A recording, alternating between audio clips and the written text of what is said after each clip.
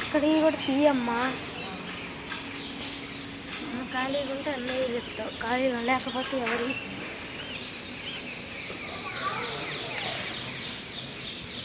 ఇక్కడికి వెళ్తున్నా నీ కొడుకు అన్ని సంగుల్లో ఉంటావా?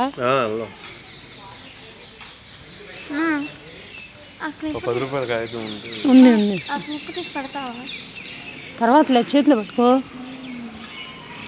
అబ్బాయి ఉన్నట్టే తీసుకుని వెళ్ళిపోయేవాడివి.